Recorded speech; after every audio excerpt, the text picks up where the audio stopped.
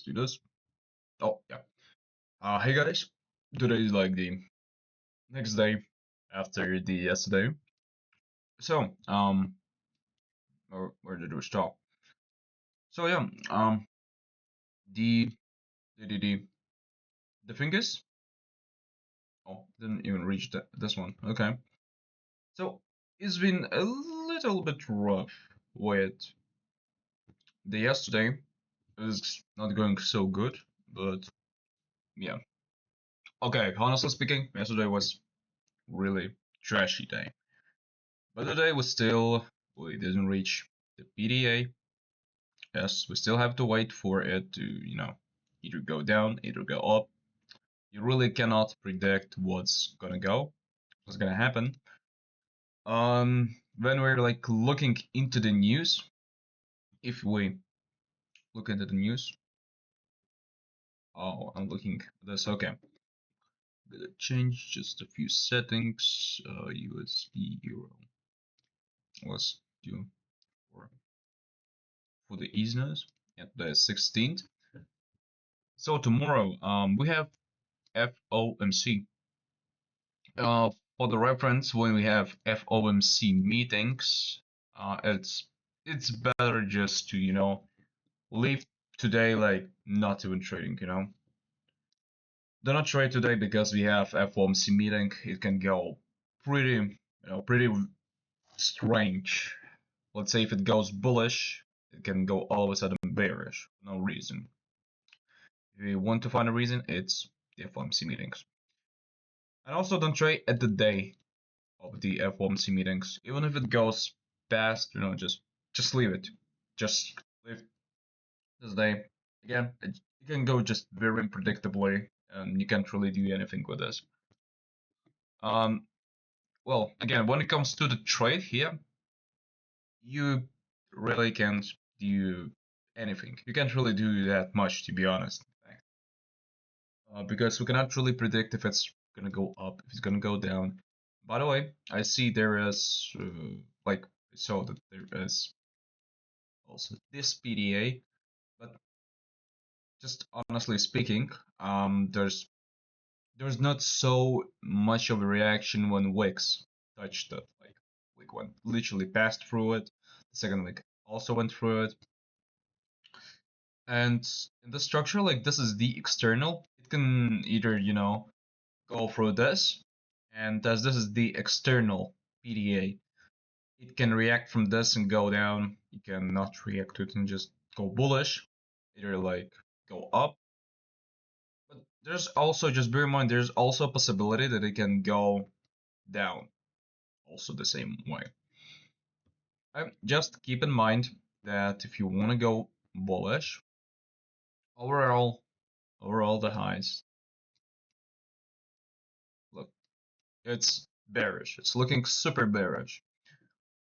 But also, there's a possibility it might not be bearish, because lows are forming higher. But look, just keep in mind what I said, that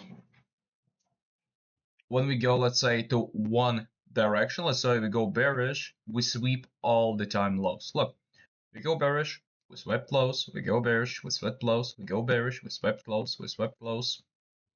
We didn't sweep lows because we went bullish. Look, we go bullish, we swept highs, we swept highs, we swept highs. Well, let's say yes, we swept highs. Look, we didn't sweep the highs. Did we sweep the lows? Sure we did. We swept lows, we swept lows. Look, we swept lows. Not here, but here we swept lows. Here we swept low. And for me, overall prediction is gonna go bearish. If it's gonna go bullish, then also not a big deal. We can play with this one. Let's say in theory, just if you're gonna theorize, if it's going bullish, like really it goes bullish. Like you look at this and you're like, man, it's so bullish. You know what I mean. Um, I wouldn't also go, like too much high. Like imagine this thing goes Bam, bam, bam, bam. Okay, we're bullish. You know, the structure it changed. Everything is bullish now. Then I would not also think that it's gonna go higher. Why? There's also external PDA. There is the bigger probability that it can go lower. And also, look, here is the fair value gap. So it can also just go just a little bit higher, and it react and can go bearish. Why could it react bearish and, why would it react even from this fair value gap and go bearish? Only because it reacted already, you know. This fair value gap is a good one. We get reaction, like all wicks are bearish, it's stronger. In that sense, I'd also just be careful about this one. But if it carries just monstrous momentum behind, just breaking through the PDA, either auto block, then I'll not really look at this fair value gap. Let's theorize that, well, let's say we don't really look at this fair value gap, we just kind of ignore it. I would still wouldn't put my highs. I would still try like something in between this zone, you know. Um, I would not really go higher because just in practice, if you do a lot of paper trading, if you do like a back testing, most of the times what you see in the forex trading, that like in the section, yes, it kind of goes, it kind of breaks through, but it does not go really higher. It kind of go higher just a little bit. Well, it retraces, and again retraces, and switches. It goes bullish. It goes bearish. My bad. You know, it's really frustrating, but you can do really a lot with that. With it, all we can do, guys, is just manage our stop loss, manage our take profits, and yeah, overall this is it. You can get an amazing 2R here, like say if it's gonna be here, the PDA, and the PDA is gonna be like this. We get like an amazing 1.7R, 1.5R, yes. Let's say if I say about the funded accounts, because this is the main thing that I really want to lean into. You get an amazing 1.5k if you trade a 100,000 account. If you try 150k account, it's gonna be more. It's gonna be more. There is the math, but maybe like around 2k, 2.1k, literally in one trade. You do one trade, you chill for the rest of your day, maybe for multiple days. I mean, do whatever you want. But yeah, overall, this is really the prediction. I mean, if you go into the lower time frames, by the way, I love 12 hours. They're just amazing. For now, it's kind of a mess. Look, it's bullish. Well, let's just take a look together. I didn't look into this. Now it's bullish. Okay, this is bullish. This is bullish. Oh, this is bearish. So reasons not to go into the trade for now. Bearish. There is bearish. It looks bearish. Um, Basically, what I heard and what I've been taught is look at the higher time frames, and if everything looks good, go to the lower time frames. But the rule of thumb usually is higher time frames, they determine what's gonna happen, just in the future. But in some cases,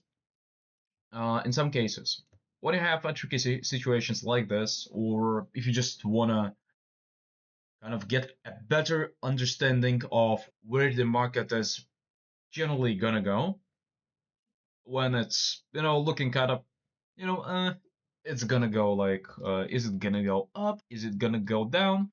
I mean, it looks bullish, but maybe because of this it's gonna go down. um Guys, feel free to go into lower time frame, but please do not overcomplicate. I mean, let's keep it like simple in a way as it went higher, it break this auto block, so it's bullish. Look, auto block went past it, it's bullish. It's bullish, and with like literally like with the same idea, if you care like the same idea. Bullish here, it's bearish. Is bearish? Yes, this is bearish. Look, um, highs are kind of met, but their lows. Look, we go to the lows, we swept the lows. Here, exactly the same story. Lows, it's bearish. Okay, too many lines. I don't know what it is. But you got an idea.